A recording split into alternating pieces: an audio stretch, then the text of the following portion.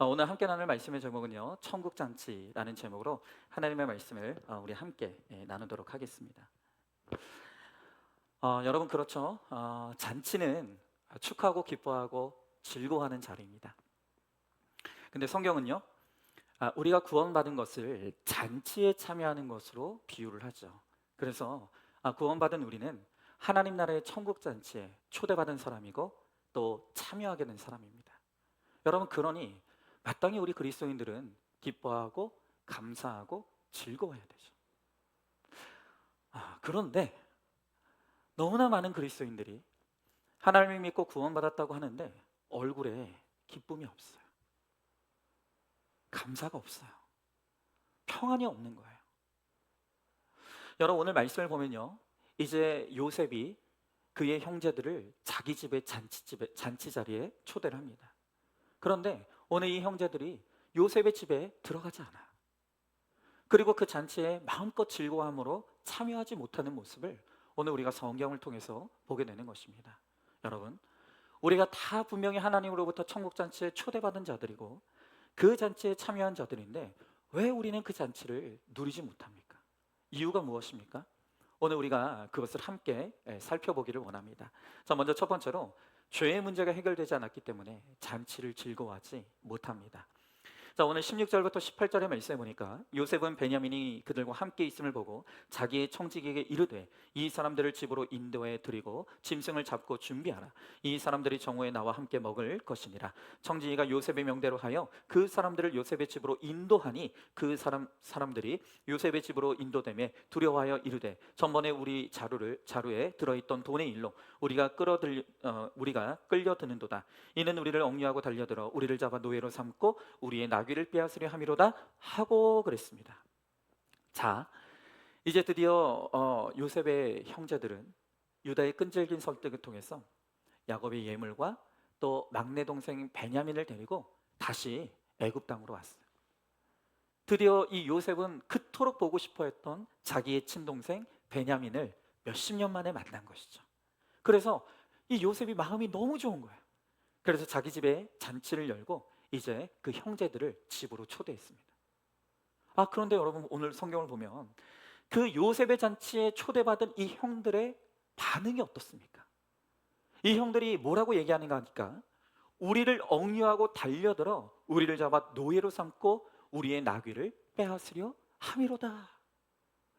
여러분, 지금 이 형제들이 기가 막힌 오해를 하는 거예요.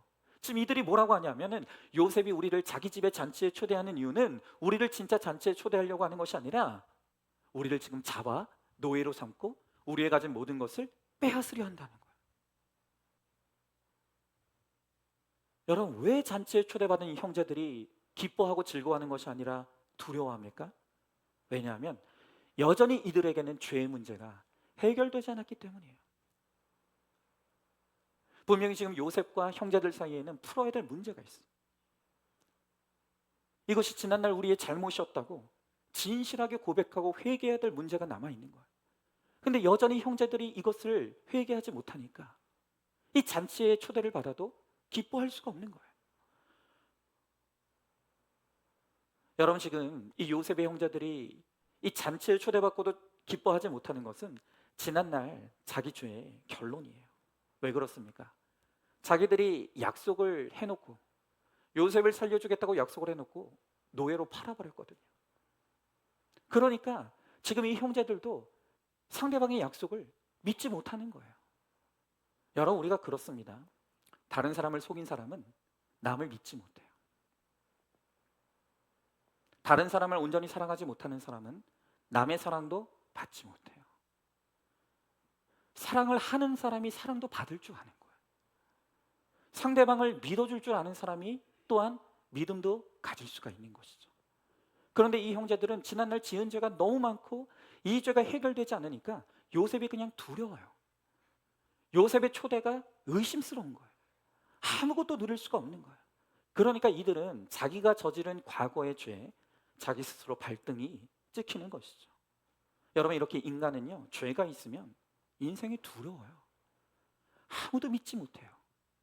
아무도 받아들이지 못하는 거예요. 아무것도 누릴 수가 없는 거예요.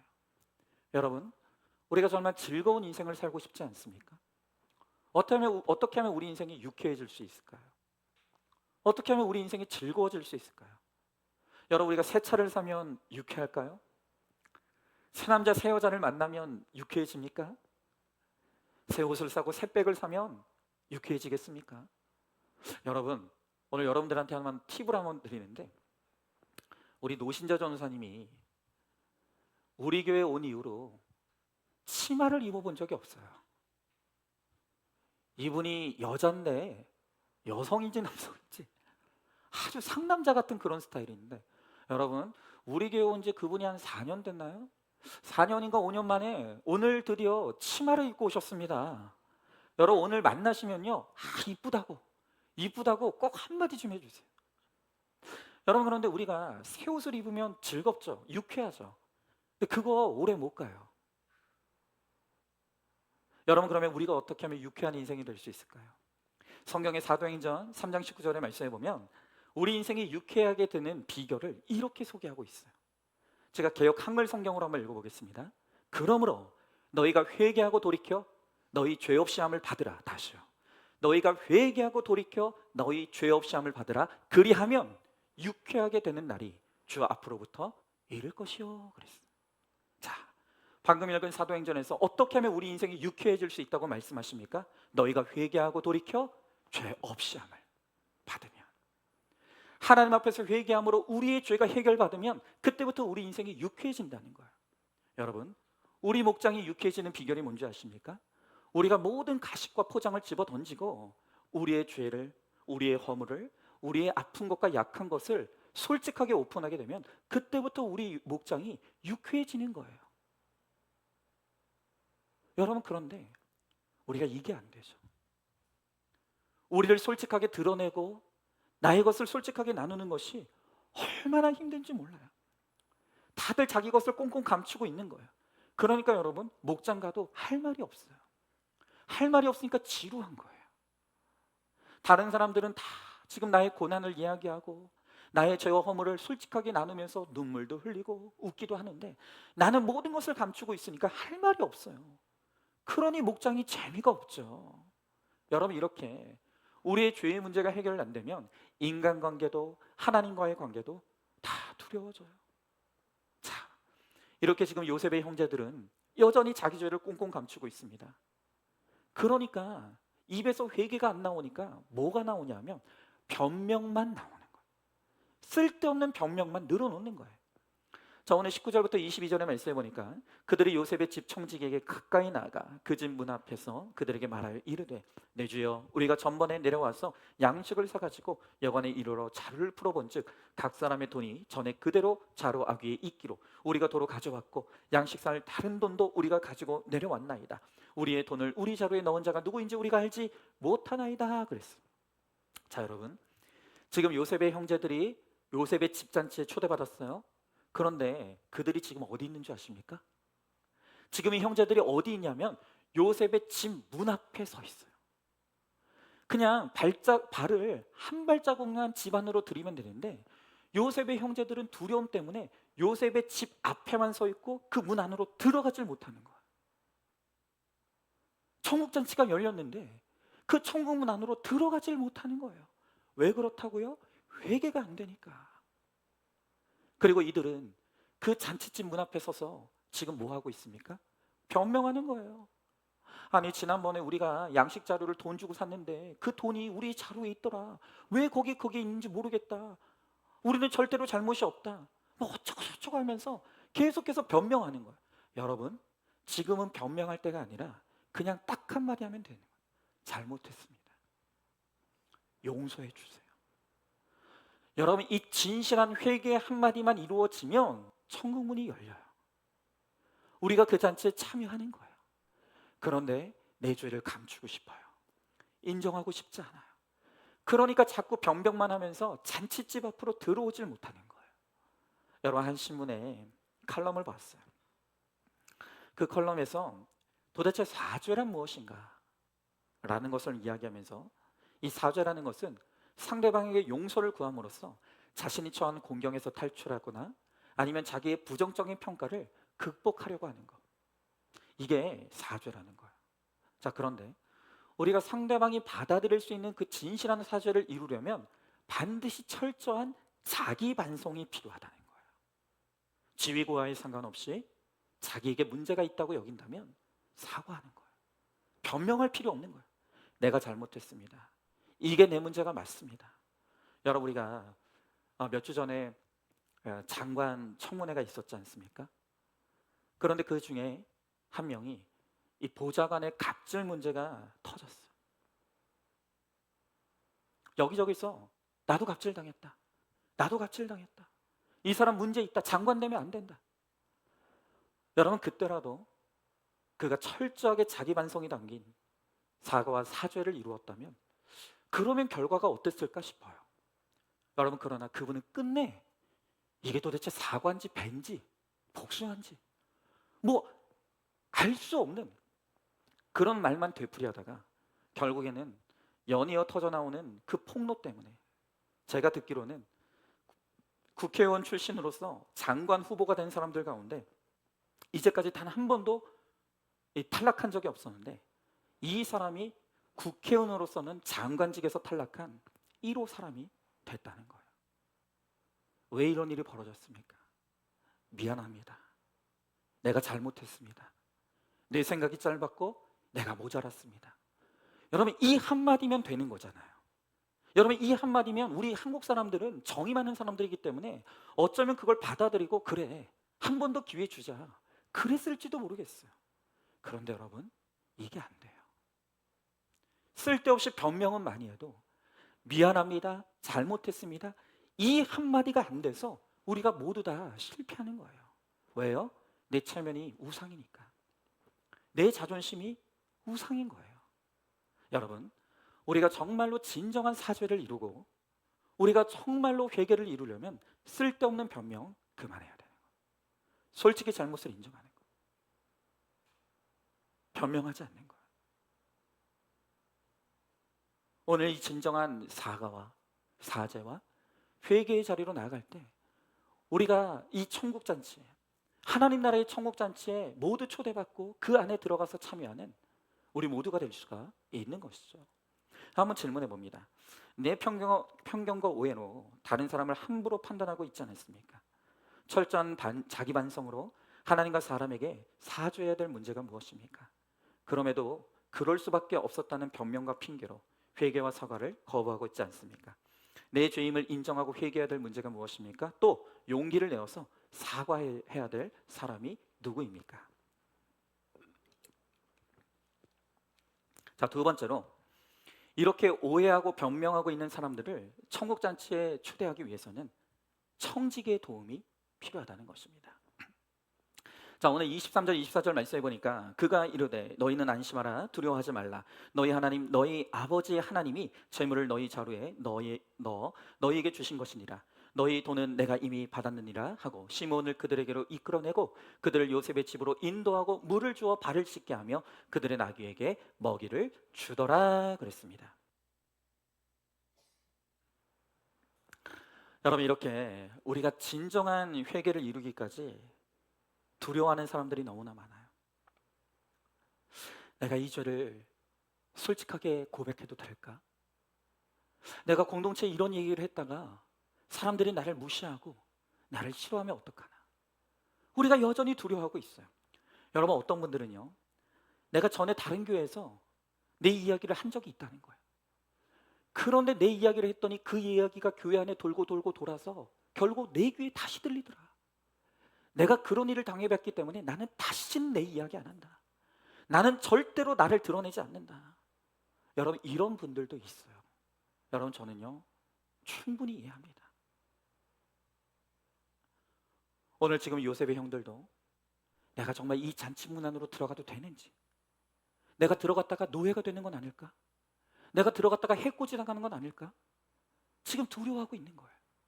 여러분, 그런데 그때 요셉의 청지기가 그들의 두려움을 알아차렸어요. 그리고 그들이 잔치 문 안으로 들어올수록 도와주는 거예요. 여러분, 지금 두려움에 떨고 있는 이 형제들에게 청지기가 다가와서 뭐라고 합니까? 그가 이렇게 이야기해요. 안심하라. 두려워하지 말라. 하나님이 너와 함께 하신다. 너희가 진실하게 회개하고 이 문 안으로 들어오면 주님께서 기꺼이 너희를 받아주신다. 오늘 청지기가 두려워 떨고 있는 그들에게 진실한 회개를 하라고. 그러면 하나님께서 너희를 받아주시고 너희가 천국 문 안으로 들어올 수 있다고 오늘 그렇게 위로하고 격려하는 거예요. 여러분, 오늘 우리들 가운데 아직도 공동체를 신뢰하지 못하는 분들이 있어요. 두려워해요. 내가 이 공동체 안에서 마음껏 나를 드러내도 되는 걸까? 그러면서 여전히 교회 안에 있지만 이 잔치문 밖에서 서성거리면서 안으로 깊이 들어오지 못하는 거예요. 그러니까 회개의 잔치, 오픈의 잔치, 나눔의 잔치 아무것도 참여할 수가 없는 거예요. 여러분, 저는 그렇게 두려워하고 있는 분들, 의심하고 있는 분들, 오해하고 있는 분들에게 오늘 정말로 주님의 이름으로 말씀드리고 싶어요. 안심하십시오. 두려워하지 마십시오. 여전히 우리 공동체에 연약함이 있지만 여러분, 우리 공동체에 안전합니다. 그러니까 이 공동체 안에서 내 사연, 또 내 죄들, 내 허물들, 나의 연약함을 드러내고 우리 함께 울고 웃으면서 가보시자고요. 제가 어제 교역자 모임을 하는데 되게 마음이 아팠어요. 우리 임양수 전사님이 나눔을 하는데 요새 최근에 제가 보기에도 우리 임양수 전사님이 좀 심하다 싶을 정도로 기억력이 많이 안 좋아요. 그래서 이것저것 놓치고 실수하는 것들이 많아졌어요. 그래서 좀 이런저런 문제들이 있었는데 어제 우리 임 전사님이 교육자 모임을 하면서 너무 많이 우시는 거예요.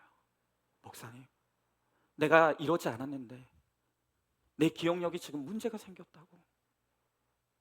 뭔가 내가 지금 이상이 생긴 것 같다고. 그러다 보니까 내가 자꾸 실수하게 되고 교회에 폐를 끼치는 것 같고. 그러면서 막 자책하시는 거예요. 그리고 또 말씀하시는 게, 솔직하게 말씀하시는 게 뭐냐면, 목사님, 내가 지금 병원 가야 될 것 같은데 무서워요.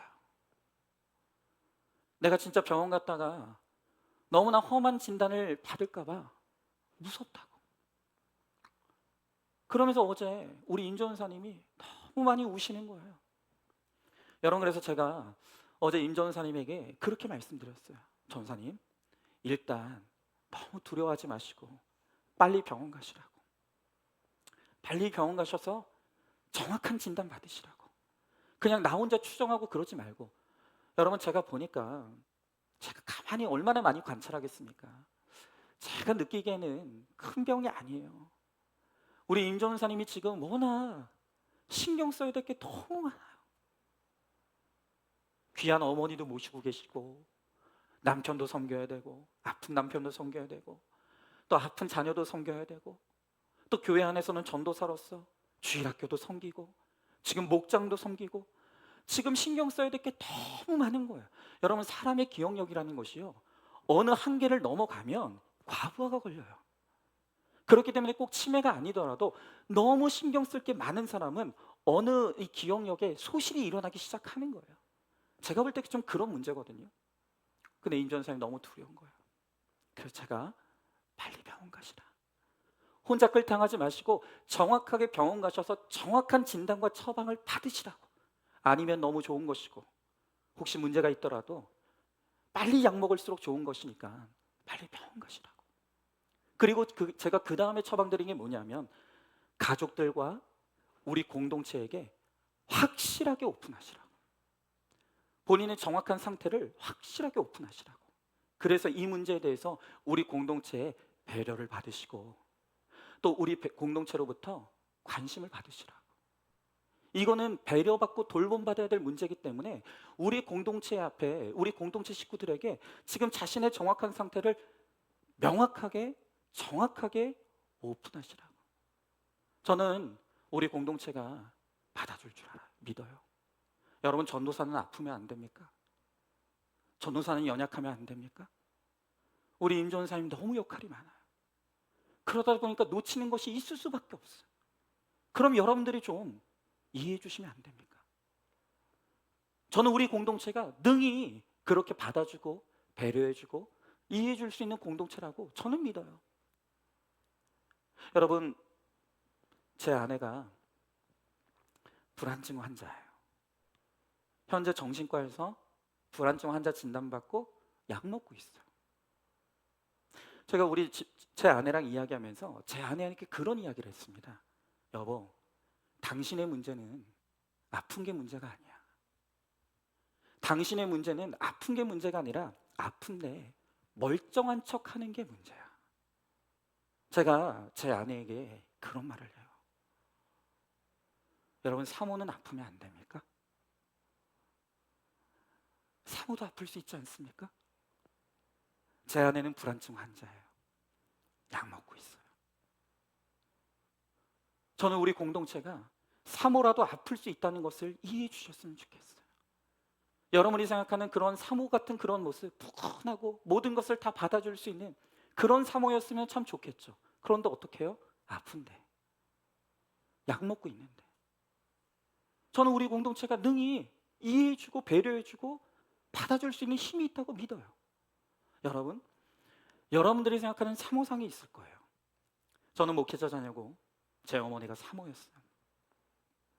아마 여러분들 모르시는 분들 많을 텐데 제 어머니 한평생 사모로 사셨는데 한평생 만성 우울증 환자셨어요. 아마 모르시는 분들 많으실걸요. 저는 좀 이해가 안 갔어요. 어릴 적 제 어머니를 보면 이해가 안 갔던 게 뭐냐면 늘 제가 이제 밖에 나갔다가 집에 오면 늘 제 어머님이 누워 있는 거예요. 늘 어머님은 누워 계셨어요. 굉장히 무기력했고 늘 피곤해하셨고 늘 누워 계셨어요. 근데 저는 그때 너무 무지했기 때문에 우리 엄마는 잠이 많은가 봐. 우리 엄마는 되게 게으른가 봐. 그렇게 생각했어요. 근데 이제 와서 언젠가 저희 어머님이 저한테 솔직하게 뭐라고 말씀하시냐면 아들아, 내가 사실은 우울증이었어. 내가 우울증이어서 무기력해서 그렇게 누워 있었어. 언젠가 그런 말씀을 하시는 거예요. 제가 얼마나 충격을 받았는지 몰라요. 아들인데 몰랐구나. 나라도 알았으면 우리 어머니에게 좀 더 힘이 되어주고 위로가 되어줬을 텐데 그때 제가 너무나 무지했기 때문에 그냥 항상 누워있는 그 어머니의 모습을 보면서 그냥 게으르다고만 생각하고 잠이 많다고만 생각한 거예요. 여러분, 제 어머니가 그렇게 우울증을 알았으면서 왜 그것을 나누지 못했는 줄 아십니까? 저희 어머니는 아버지랑도 소통하지 못했어요. 교인들하고도 소통하지 못했어요. 왜냐하면 우리 성도들이 내 연약한 상태를 받아주리라는 것을 확신하지 못했던 것 같아요.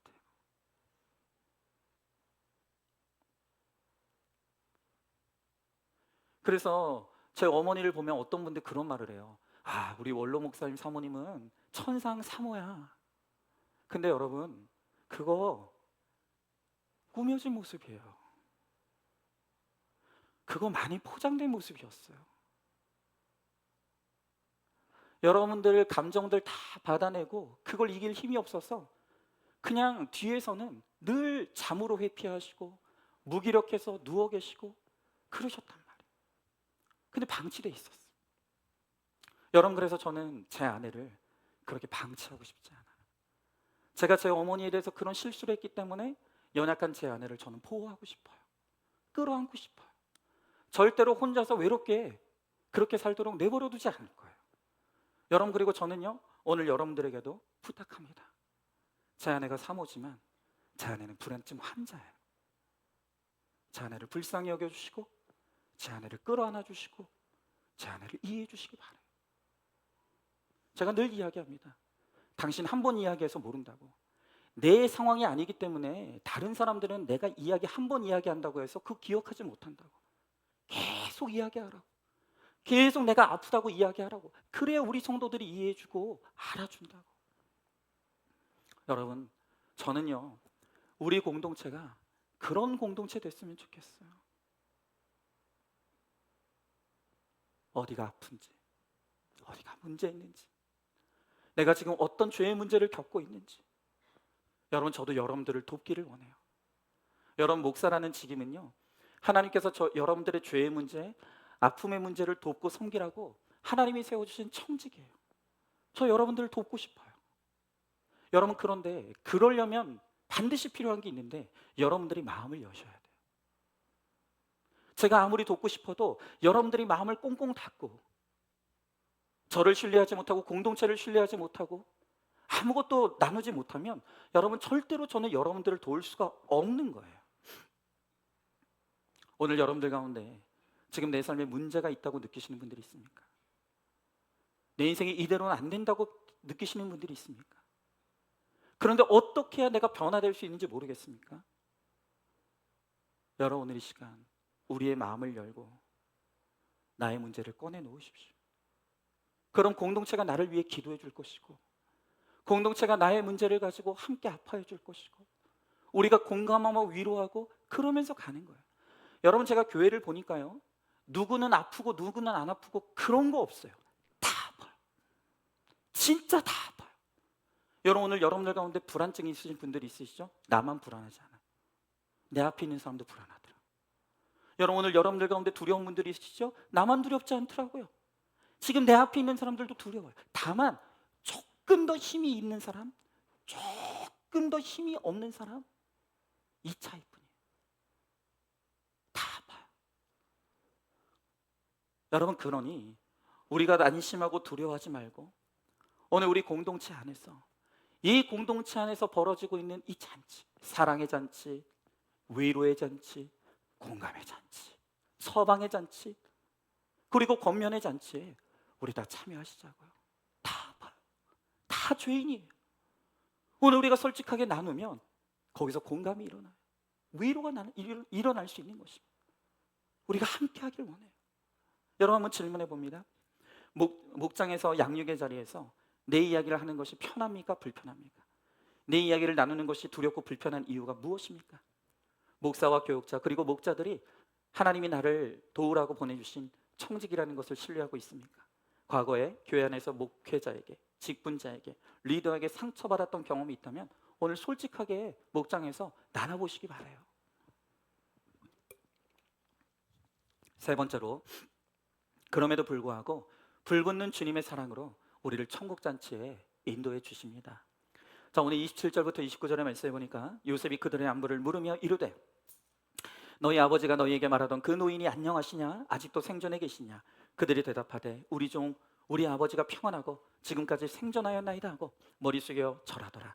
요셉이 눈을 들어 자기 어머니의 아들 자기 동생 베냐민을 보고 이르되 너희가 내게 말하던 너희 작은 동생이 이 아이냐? 그가 또 이르되 소자여 하나님이 내게 은혜 베푸시기를 원하노라 그랬습니다.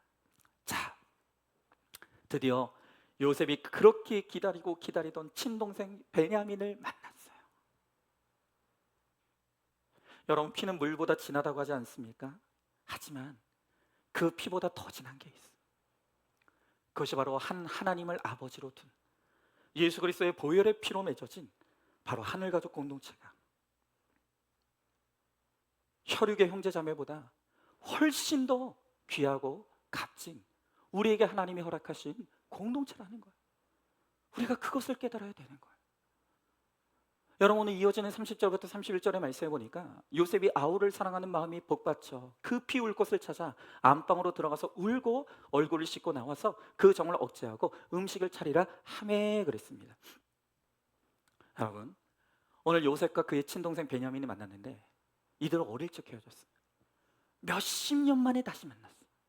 근데 이상하지 않습니까? 별로 산 날이 없어요. 어릴 적에 헤어졌다 이제 다시 만난 거예요. 아니, 그런데 뭐가 그렇게 정이 많다고, 아니 요셉이 이렇게 사랑하는 마음이 복받칠 정도로 눈물이 날 정도로 왜 이렇게 요셉이 베냐민을 사랑합니까? 여러분, 이게 바로 가족의 신비예요. 다만 동생이라는 이유 하나만으로 요셉은 지금 통곡할 만큼 불이 붙은 사랑으로 이 베냐민을 뜨겁게 사랑하고 있는 거예요. 아무것도 한 것이 없지만, 별로 그렇게 지내온 세월이 많지 않지만 가족이 되었다는 이유로 불붙는 사랑이 지금 일어나고 있는 거예요. 여러분, 제가 저희 집 아이들을 보면 진짜 얘네들 뻔뻔하다는 생각을 많이 해요. 얘네들은요 다 우리 거래. 다 우리 거. 집도 우리 집이래요. 차도 우리 집, 우리 차래요. 근데 심지어는 내 거라고 하는 것도 있어요. 방도 내 방이라고 하고, 옷도 내 옷이라고 하고, 신발도 내 신발이고, 핸드폰도 내 핸드폰. 여러분 심지어요, 애들이 요즘 핸드폰 보잖아요. 그 부모로서 궁금하잖아요. 그래서 이제 옆에 있다가 살짝 봐요. 그러면 갑자기 핸드폰을 감추니 왜 남의 핸드폰 보냐고 난리를 치는 거예요. 근데 여러분 저는 황당한 거예요. 그거 왜 남의 거예요? 그거 누가 사줬는데? 아니 여러분, 걔네들이 지금 살고 있는 집에서 뭐 했습니까? 그게 왜 우리 집이야? 에? 아니 쟤네들이 누리고 있는 그 옷, 그 신발, 뭐 그 핸드폰, 그거 누가 사준 거예요? 그거 지 거래요. 난 너무 뻔뻔한 거예요. 아니 자기가 한 게 뭐가 있는데. 그런데 애들은 당당하게 그게 우리 거래요. 그게 내 거래요. 여러분 어찌 우리 아이들은 이렇게 당당하죠? 자기가 한 거 하나도 없는데, 자기 돈으로 한 거 하나도 없는데 어떻게 우리 아이들은 어떻게 그렇게 당당하게 그거 내 거라고, 그거 우리 거라고 어떻게 그렇게 당당하게 말할 수 있죠? 왜요? 자식이니까. 자식이라 그래요. 여러분 부모와 자녀의 관계가 이렇게 특별하고 신비로운 거예요. 그냥 아무것도 한 것이 없어도 그가 내 자녀라는 이유만으로 부모는 불붙는 사랑이 임해요. 그 마음에 불붙는 사랑이 일어나는 거예요. 그리고 모든 것을 줘도 아깝지 않아요? 심지어는 그렇게 부모가 자식에게 아무 조건 없이 모든 것을 다 쏟아 부어줘도 언제나 자녀들 앞에서 부모는 을이에요. 자녀가 갑이에요. 여러분 그런데 우리 하나님의 마음이 그러시다고요. 여러분이 구원받는데 뭐 한 게 있습니까? 여러분이 천국 가는데 한 게 뭐가 있어요? 아무것도 없어요. 그런데 우리가 아무것도 한 것이 없지만 하나님께서 우리를 자녀 삼아 주셨어요. 그리고 우리에게 구원을 베풀어 주셨어요. 그리고 천국이 우리 것이라고 말씀하시는 거예요. 여러분 오늘 하나님께서 우리가 하나님의 자녀라는 이유 하나만으로 불붙는 사랑으로 우리를 사랑하시는 거예요. 여러분 이 하나님의 사랑을 이해하시겠습니까? 이 사랑의 신비를 여러분들은 깨닫고 있습니까? 여러분 그런데 이렇게 지금 요셉이 베냐민을 불붙는 사랑으로 사랑하고 있어요. 그런데 사랑하는데 요셉이 지금 자기의 사랑을 억제하고 있다 그래요. 억제하고 있다. 여러분 진짜 사랑은요 때로는 억제하는 사랑이에요. 사랑한다고 무조건 다 해주면 그건 망가지는 거예요. 여러분 우리 하나님도요 지금 정말 불붙는 사랑으로 여러분들을 사랑하세요. 그런데 여러분들이 잘못될까 봐 지금 그 사랑을, 그 정을 억제하고 인내하느라 죽을 지경이세요. 여러분 하나님도 여러분들에게 돈 주고 싶으세요. 그런데 돈 주면 안 될 것 같아서 억제하고 계시는 거예요. 여러분 하나님께서 여러분들에게 좋은 회사 들어가게 하고 싶으세요. 그러면 안 될 것 같아서 억제하고 인내하시느라 하나님이 너무 수고하고 계시는 거예요. 여러분들이 원하는 만큼 돈 주면 왜 하나님이 그거 못 하시겠습니까? 그런데 그 돈이 주어지면 여러분들이 또 악과 음란으로 빠질 거 하나님 뻔히 아시니까 하나님은 억제하시는 사랑으로 억제하고 계시는 거예요. 근데 여러분 어떤 분들은 이 하나님의 사랑을 이해를 못해요. 그러면서 뭐라고 하냐면 야, 내가 이 밤낮 되는 게 없는데 이게 우리 교회 와서 맨날 구속사 설교 들으면서 재수 없는 말씀만 들으니까 내가 그래서 안 되는 거 아닌가? 그러니까 여러분들은 진짜 아직도 먼 거예요. 정말 사랑이 뭔지 몰라요. 여러분 오늘 요셉이 정말 이 베냐민을 불붙는 사랑으로 사랑하지만 그 정을 억제했다 그랬어요. 하나님도 여러분들을 불붙는 사랑으로 사랑하시지만 사랑하시기 때문에 억제하고 계신다고 말씀하시는 거예요. 왜요? 여러분들 너무 사랑하니까. 여러분들 그 정말 달라는 대로 다 주면 여러분들의 구원을 망칠까 봐, 여러분들 삐뚤어질까 봐 하나님은 여러분들의 믿음의 그릇이 준비될 까지 억제하고 계시는 거예요. 참고 계시는 거예요. 오늘 여러분들 하나님의 정을 억제하셔서라도 여러분들이 구원받고 하나님 나라의 천국잔치에 참여하기를 바라시는 것이 그것이 하나님의 마음이에요. 자 그러면 이제 우리의 관심은 그거죠. 그럼 도대체 언제 하나님은 억제하시는 것을 풀어주십니까? 하나님은 언제 묶인 것을 풀어주십니까? 그것은 여러분의 하나님의 믿음의 테스트를 통과할 때까지요. 오늘 34절의 말씀에 보니까 요셉이 자기 음식을 그들에게 주되 베냐민에게는 다른 사람보다 5배나 주매 그들이 마시며 요셉과 함께 즐거워하더라 그랬어요. 자, 보세요. 이제 요셉의 형제들이 이제 들어왔습니다. 그리고 이제 연회에 참석을 했어요. 그런데 요셉이 무슨 행동을 하냐면 그 형제들 가운데 친동생 베냐민에게만 다른 형제들보다 5배 음식을 줬다는 거예요. 자, 여러분, 이제까지 말씀을 쭉 들어온 여러분들은 요셉이 왜 이런 행동을 하시는지 눈치채시는 분들이 있을 거예요. 이게 또 지금 테스트인 거예요. 그럼 뭘 테스트하려고 할까요? 여러분, 지난날 요셉의 형제들이 요셉을 편애해서 요셉을 죽이려고 했잖아요. 그래서 이제 다시 한번 요셉의 형제들이 베냐민에게 특별히 더 5배나 줌으로써 지금 그들의 편애를 자극하는 거예요. 그리고 지난날의 그 악과자를 이들이 얼마나 회개했는지, 이들이 얼마나 이 편애의 상처를 뛰어넘었는지 지금 요셉이 그걸 확인해 보려고 하는 거예요. 여러분, 이렇게 하나님은요 늘 우리에게 뭔가를 주시면서 우리의 믿음의 수준을 테스트하십니다. 믿음의 그릇의 넓이를 하나님이 재시는 거예요. 자, 내가 너 이거 줬는데 너 이거 가지고 하나님 잘 믿나 안 믿나 내가 한번 시험해 보마. 하나님이 그러고 계시는 거예요. 여러분, 제가 우리 청년부 나눔의 이야기를 들었어요. 근데 지금 우리 교회 한 청년이 이제 막 취업을 했어요. 근데 취업을 하고 나니까 이제 믿음의 시험이 와요. 취업하기 전에는 하나님 회사만 붙여주시면, 직장만 들어가시면 그랬는데 또 들어갔더니 이제 또 믿음의 시험이 와요. 2가지 시험이 있대요. 첫째, 내가 한 주 동안 그렇게 생고생하면서 직장 생활하느라 힘들고 피곤했는데 주일에는 좀 예배 안 가고 늦잠 자면 안 되나? 그냥 온라인으로 예배하고 그냥 목장만 참석하면 안 되나? 이런 마음의 시험이 있다는 거예요. 그리고 2번째 시험은 뭐냐면 내가 그렇게 한 달 동안 쎄 빠지게 일해가지고 박봉을 벌었는데 나 쓸 것도 없는데 이 돈에서 11조를 꼭 내야 되나? 이 지금 마음의 시험이 있다는 거예요. 그래서 그 이야기를 들은 우리 목자님이 물었다는 거예요. 그러면 월급 많아지면 그럼 그때는 11조 하는 게 쉽겠냐? 물어봤대요. 그랬더니 이 청년이 당당하게 그러더라는 거예요. 아니, 월급 많아지면 내가 쓸 게 많아지니까 당연히 11조 드릴 수 있죠. 지금은 박봉이라 내 쓸 것도 부족해서 그래서 11조 못 드리겠는데 나 월급 많아지면 그때는 내가 넉넉하게 쓸 수 있으니까 나 11조 낼 수 있다고 그렇게 이야기했다는 거예요. 여러분, 제가 그 청년의 이야기를 듣고 이런 사자성어가 생각났어요. 뻥치시네. 뻥치시네. 그런 사자성어는 없습니다. 뻥치시네. 여러분, 하나님이 우리한테 한두 번 속으신 게 아니에요. 지금이 안 되는데 나중에 된다고요?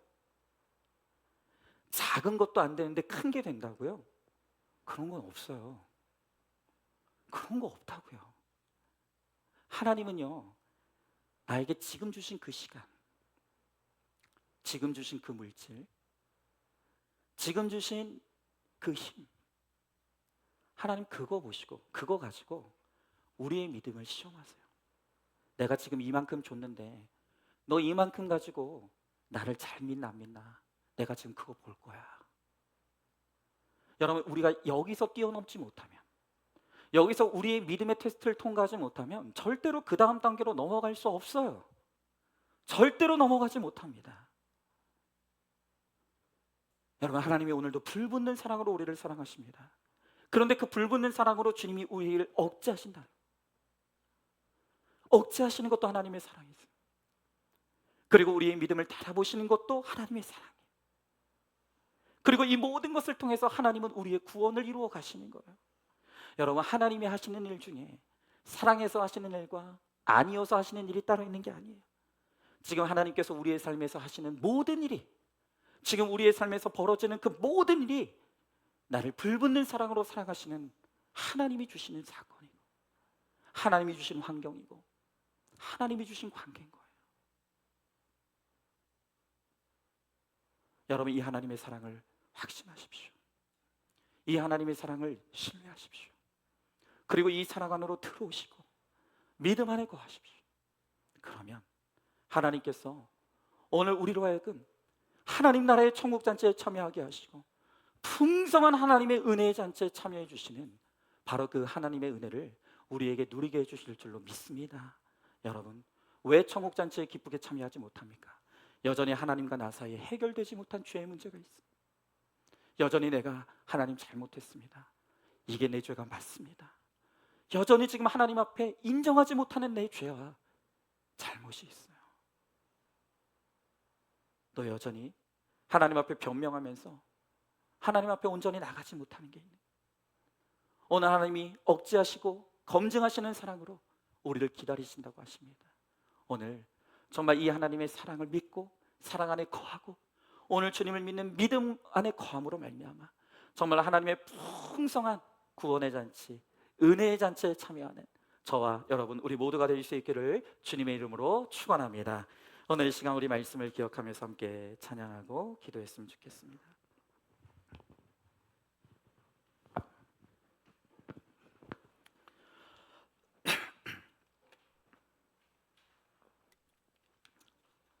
오늘 주님께서 우리를 여기에 모이게 하셨습니다. 그리고 오늘 주님께서 우리에게 너는 주의 은총을 받은 자야, 너는 사랑받는 하나님의 자녀야, 너는 내 딸이고 내 아들이야. 오늘 주님께서 우리들에게 말씀하십니다. 근데 여전히 우리는 두려워요. 여전히 해결되지 못한 하나님 앞에 온전히 쏟아내지 못하니 우리의 죄의 문제, 또 우리의 연약함의 문제, 오늘 그것이 하나님과 우리의 사이를 가로막고 있는 거예요. 오늘 주님께서 하나님을 믿고 공동체를 믿고 나를 온전히 드러내고 나누고 고백하라고 말씀하십니다. 하나님이 나의 구원을 위해서 오늘도 이루시는 그 모든 일들을 믿고 신뢰하며 주님 안에 거하고 믿음의 결단과 적용을 이룰 때 하나님께서 반드시 우리의 삶을 풍성한 잔치의 인생이 되게 하시겠다고 오늘 우리들에게 그렇게 약속해 주십니다. 여러분, 오늘 이 시간 여기에 모이는 이 찬양 우리 같이 찬양하면서 우리 함께 시간 말씀을 기억하면서 함께 나가도록 하겠습니다.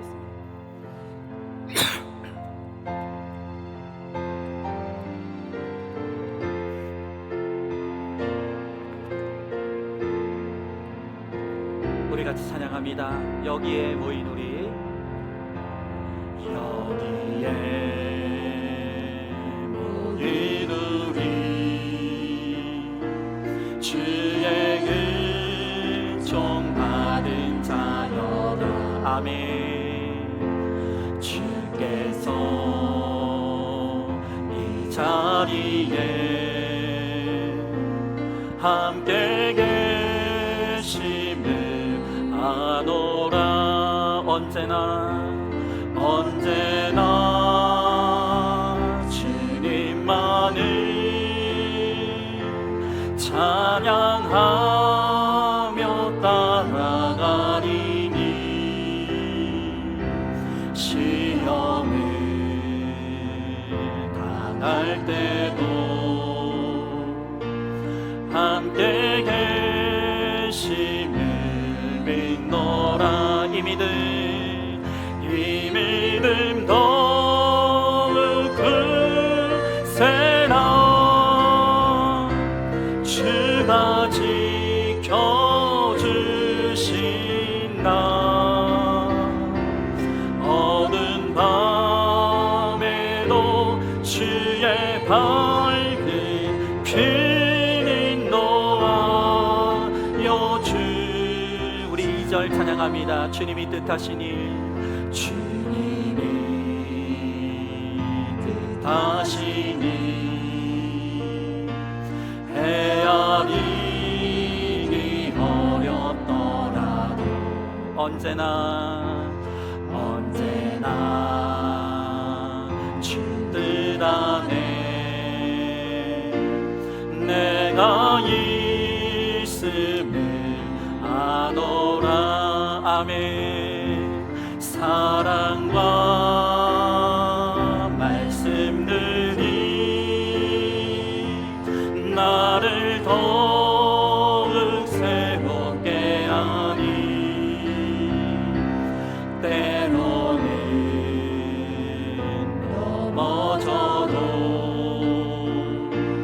죄의 승리를 믿노라. 아멘. 이 믿음 더욱 굳세라. 주가 지켜주신 나 어두운 밤에도 주의 밝은 길 인도하여 주. 우리 3절 찬양합니다. 여기에 모인 우리, 여기에 모인 우리, 사랑받는 주의 자. 여러분 믿으십니까? 주께서 뜻하신 바 우릴 통해 펼치신다. 고통과 슬픔 중에 더욱 주님 의지하오니 어려움 이겨내고 주님 더욱 찬양. 이 믿음 더욱 굳세라. 이 믿음 더욱 굳세라. 주가 지켜주신다. 어두운 밤에도 주의 밝은 길 인도하여 주. 우리 마지막 한 번 더 찬양합니다. 이 믿음 더욱 굳세라. 이 믿음 더욱 굳세라. 주가 지켜주신다. 어두운 밤에도 주의 밝은 길 인도하여 주신다. 여러분 이 시간 우리 함께 기도하기 원합니다. 오늘 주님께서 안심하라, 두려워하지 말라. 너는 주의 은총을 받은 자이고 내가 너를 너무나 사랑한다. 불붙는 마음으로 내가 너를 사랑한다고 주님 말씀하십니다. 그런데 여전히 하나님 앞에 해결되지 못한 나의 죄가 스스로 나를 두렵게 합니다. 하나님의 사랑을 의심하게 합니다. 주님 앞으로 가까이 나가지 못하게 합니다. 여전히 우리가 두려워하고 의심하기에 여전히 하나님의 천국 잔치, 사랑의 잔치, 위로의 잔치, 공감의 잔치, 처방의 잔치, 말씀의 잔치에 우리가 들어올 수 없다고 주님 말씀하십니다. 여러분 이 시간 오늘 주님의 말씀을 신뢰하기 바랍니다. 하나님의 사랑을 신뢰하기 바랍니다. 누구든지 회개하는 자는 주님이 반드시 용서해 주시고 사랑해 주신다고 말씀하십니다. 하나님 아버지, 이제 내가 주님 앞에, 공동체 앞에 나의 죄를 솔직하게 오픈하겠습니다. 나의 아픈 것도, 나의 약한 것도, 나의 괴로움도, 나의 사연도 주님 앞에 다 우리 공동체와 함께 나누겠습니다. 그리고 이 안에서 하나님, 주님이 허락하신 풍성한 잔치를 누릴 수 있도록, 잔치를 누리는 인생이 될 수 있도록 주님 우리 가운데 함께 해달라고 오늘 이 시간 우리 말씀을 기억하며 함께 기도하며 나가도록 하겠습니다. 기도하겠습니다. 사랑과 은혜가 충만하신 하나님 아버지, 주님의 귀한 사랑과 은혜를 감사드립니다. 주여 나의 하나님 아버지, 오늘 주님께서 우리들에게 너는 주의 은총을 받은 자라고 말씀하십니다. 너는 내가 사랑하는 내 자녀라고 주님 말씀하십니다. 하나님 아버지, 오늘도 주님께서 안심하라, 두려워하지 마라, 내게로 들어오라고 주님 말씀하십니다. 그러나 우리의 죄가 하나님과 우리의 사이를 가로막고 있습니다. 여전히 우리에게 하나님의 사랑에 대한 두려움이 있습니다. 의심이 있습니다.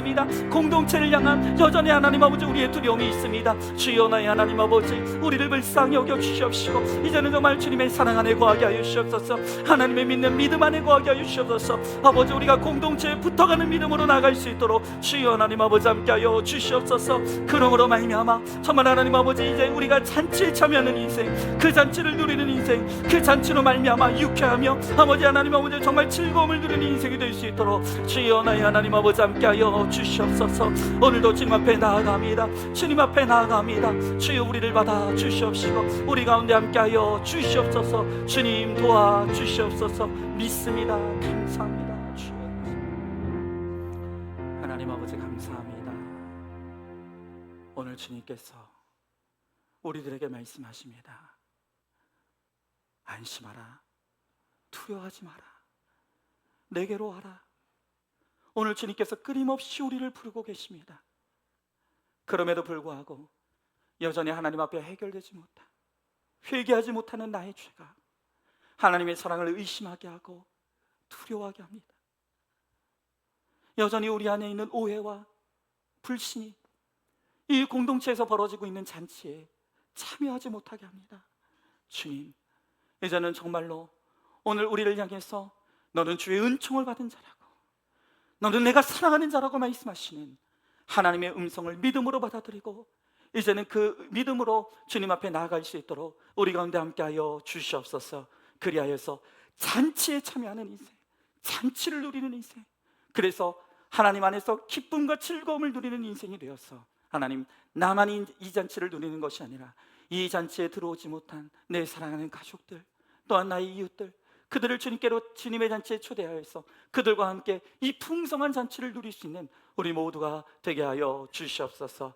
우리 주님께서 반드시 그렇게 하여 주실 줄 믿사오며 사랑이 많으신 우리 예수님 이름 받들어 기도드리옵나이다. 아멘. 이제는 우리 주 예수 그리스도의 은혜와 하나님의 사랑과 성령의 교통하심이, 이제는 안심하라, 두려워하지 마라, 오늘 우리에게 말씀하시는 하나님의 사랑의 음성을 듣고 주님 안에서, 공동체 안에서 나의 죄를 꺼내어 놓고 또한 나의 아픔과 사연과 나의 아픈 것을 온전히 드러내어 하나님이 베풀어 주신 이 잔치를 누리며 그것으로 인해 즐거워하며 많은 사람들을 이 잔치에 초대하는 사명을 감당하기를 소망하는 사랑하는 모든 성도들 머리 위 이제부터 영원토록 함께 계실지어다. 아멘.